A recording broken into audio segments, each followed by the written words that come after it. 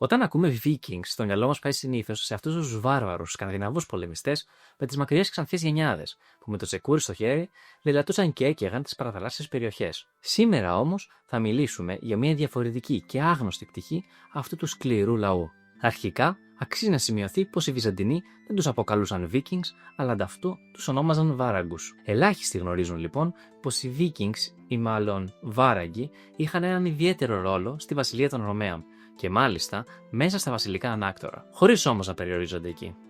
Θα καταλάβετε τι εννοώ στη συνέχεια. Από τα τέλη του 10ου αιώνα, οι Βάραγκοι ανέλαβαν τον ρόλο της επίλεκτης αυτοκρατορικής φρουράς, με επίσημη ονομασία το Τάγμα των Βαράγκων. Ήταν κυρίως υπεύθυνοι για την ασφάλεια του εκάστοτε αυτοκράτορα. Πώς έφτασαν εκεί και με ποια λογική έβαλαν αυτούς τους βάρβαρους υπεύθυνους για τη σωματική τους ακεραιότητα. Για να καταλάβουμε τι σχέση είχαν οι Βυζαντινοί μαζί τους, θα χρειαστεί να κάνουμε μια μικρή αναδρομή στον χρόνο. Η Ρωμαϊκή Αυτοκρατορία δεν είχε πάντα την καλύτερη σχέση μαζί τους, ενώ από τη μία ήταν εμπορικοί συνεργάτες και συχνά τους προσλάμβαναν ως μισθοφόρους, δεν έλειψαν και οι φορές που αυτοί οι δύο πολιτισμοί συγκρούστηκαν στο πεδίο της μάχης.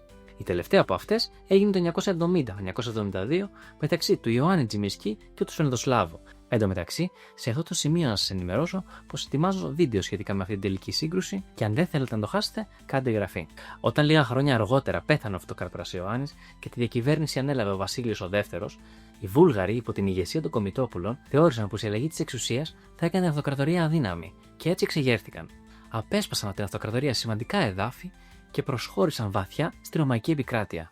Ενώ παράλληλα, δύο φιλόδοξες στρατιωτικές οικογένειες επαναστάτησαν στα Ανατολικά με σκοπό την καθαίρεση του νέου αυτοκράτορα. Ο Βασίλειος ο Δεύτερος, ο οποίος αργότερα θα αποκτήσει το προσωνύμιο Βουλγαροκτόνος, έβλεπε την κατάσταση να γίνει το ολοένα και πιο δύσκολη. Έπρεπε να βγει από αυτό το αδιέξοδο, αλλά είχε να αντιμετωπίσει ακόμη ένα ιδιαίτερο εμπόδιο. Ο αυτοκράτορας μεγάλωσε σε ένα περιβάλλον γεμάτο από φήμες για τη δηλητηρίαση του παππού του, για την ίσως δολοφονία του πατέρα του, για τα γεγονότα της δολοφονίας του Νικηφόρου Φωκά, αλλά και τον ύποπτο θάνατο του προκατόχου του, Ιωάννη Τζιμισκή.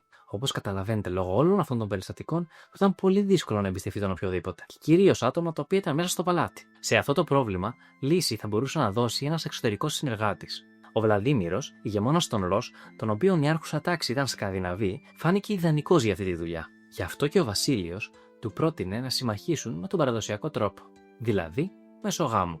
Για τη συμμαχία υπήρχαν δύο βασικές προϋποθέσεις. Η πρώτη ήταν οι Ρος να βαφτιστούν χριστιανοί, ενώ η δεύτερη να τους στείλουν 6.000 βάραγκους προκειμένου να αντιμετωπίσει τους επαναστάτες.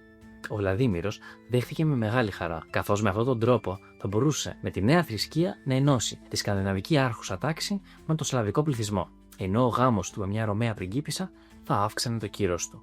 Τελικά, ο στρατός των Vikings έφτασε πάνω στην ώρα και ο Βασίλειος μπόρεσε με αυτόν τον τρόπο να διαλύσει τους επαναστάτες. Αφού λοιπόν ξεμπέρδεψε με όλες τις αναταραχές, ο Βασίλειος είδε στους Vikings τη λύση στο πρόβλημα εμπιστοσύνης που προαναφέραμε. Αποφάσισε που λέτε, μιας και ήρθαν τα παιδιά, να μείνουν. Και κάπως έτσι δημιουργήθηκε το περιβόητο τάγμα των Βαράγκων. Γνωρίζουμε πως κατά τη διάρκεια της παρουσίας του στη Ρωμαϊκή Αυτοκρατορία μάχονταν πάντα με θάρρος και αυταπάρνηση, πράγμα που σαγίνευε ιδιαίτερα τους Ρωμαίους. Όπως μας ενημερώνουν οι πηγές, διατηρούσαν ακράδαντη την πίστη τους στον αυτοκράτορα και δεν τους περνούσε καν από το μυαλό οποιοδήποτε σενάριο προδοσίας. Αυτά τα χαρακτηριστικά φαίνεται πως τα εκτιμούσαν υπέρ του δέοντος οι βασιλείς, καθώς, από ό,τι γνωρίζουμε, πληρωνόντουσαν αρκετά καλά. Έτσι, τα χρόνια που ακολούθησαν, Vikings από διάφορες περιοχές της Σκανδιναβίας άρχισαν να επισκέπτονται την Κωνσταντινούπολη, ή όπως την αποκαλούσαν, Μίκλαγκαρντ, που σημαίνει μεγάλη πόλη.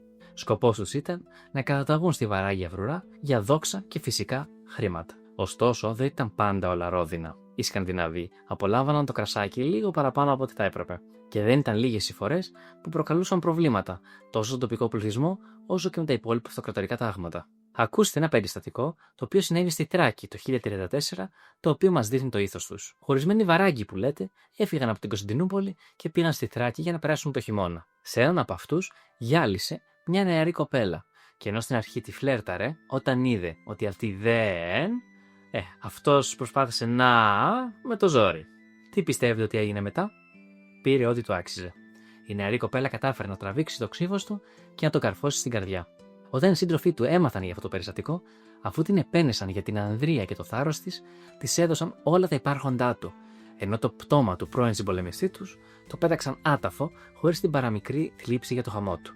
Παρόλο που ο αρχικός τους ρόλος, όπως προείπαμε, ήταν να προστατεύουν τον αυτοκράτορα, η αξιόμαχη και πάντα τιμοπόλεμη φύση τους φάνηκε χρήσιμη για την αυτοκρατορία πολλές φορές. Επάβρωναν φρούρια, φρόντιζαν για την ασφάλεια των θαλάσσιων οδών και λάμβαναν μέρος σε πάρα πολλές εκστρατείες και μάχες. Θα τους δούμε να δραστηριοποιούνται από την κάτω Ιταλία μέχρι και σε φρούρια στην Κύπρο. Ενώ θα συνοδεύσουν μέλη της βασιλικής οικογένειας και άλλους υψηλόβαθμους αξιωματούχους σε ταξίδια και προσκυνήματα μέχρι και στους Αγίους Τόπους. Αν απορείτε σχετικά με την επικοινωνία του με τον αυτοκράτορα, υπήρχε ειδική ομάδα μεταφραστών με επικεφαλή το Μέγα Διερμηνέα. Κάτι άλλο που αξίζει να αναφέρουμε είναι πως μέσα στα χρόνια ξεχώρισε η παρουσία ενός συγκεκριμένου ατόμου.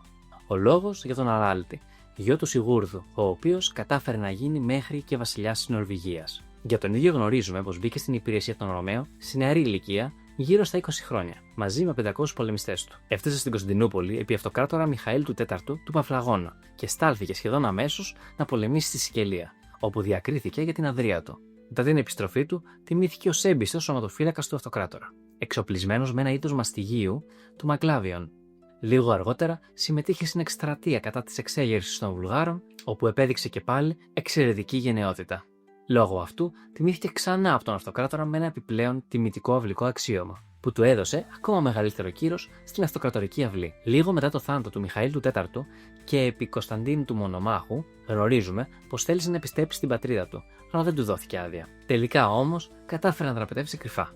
Όταν επέστρεψε στην Νορβηγία, έγινε βασιλιάς με το όνομα Χαράλδος ο Τρίτος, διατηρώντας όμως πάντα το σεβασμό και τη θετική του διάθεση προς τη Ρωμαϊκή Αυτοκρατορία. Όσο περνούσαν τα χρόνια όμως, η αυτοκρατορία άρχισε να παρακμάζει λόγω οικονομικών και πολιτικών λόγων. Παράλληλα, η αλλαγή στον τρόπο ζωής των λαών του Βορρά, οι οποίοι εγκατέλειψαν τις επιδρομές, οδήγησε σε αλλίωση της εθνικής σύστασης των ιστοφόρων, φτάνοντας σε σημείο να είναι Νορμανδοί και Αγγλοσάξονες.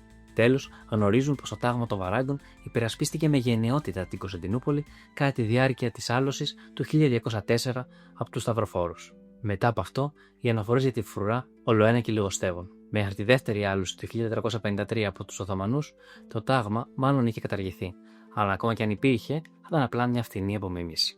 Αν θέλετε να μάθετε για την άγνωστη σταυροφορία των Ρωμαίων, πατήστε εδώ. Αλλιώς, πατήστε εδώ αν θέλετε να μάθετε ποιες ήταν οι πιο ακραίες ποινές εκείνη την περίοδο. Εμείς θα τα ξαναπούμε σε ένα επόμενο βίντεο.